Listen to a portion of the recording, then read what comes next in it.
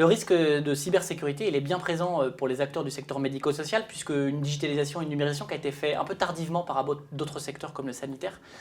Et de fait, qui dit numérisation, digitalisation, dit de fait qu'on intègre ce risque de cybersécurité. Ce secteur qui était pas en phase avec cette transformation numérique a eu la chance d'avoir un certain nombre de sujets. Donc le guide de cybersécurité a été pour moi un des points clés déjà pour avoir un premier référentiel par rapport au secteur.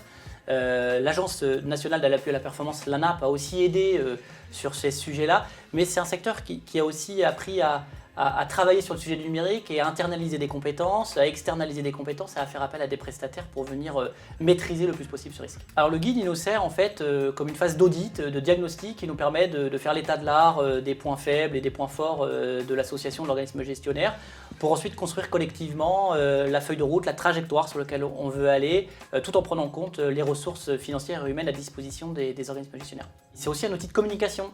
Il a aussi servi pour lancer des campagnes de sensibilisation sur les enjeux de cybersécurité.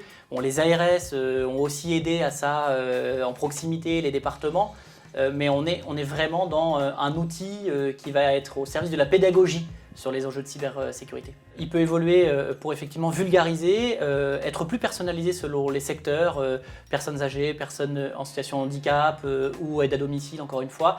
Et il peut aussi être plus tourné vers les usages de demain, les usages numériques que l'on va apporter plutôt aux personnes en situation de fragilité. Aujourd'hui, on a un certain nombre d'outils et guides et c'est très bien, ils existent, ils permettent à un certain nombre d'associations de se rendre compte de l'enjeu de cybersécurité. Aujourd'hui, la problématique est plutôt de la mise en action. On a un risque plutôt juridique, on a un risque organisationnel et puis on a un risque technique. On a beaucoup travaillé sur le sujet juridique avec le règlement général à la protection des données.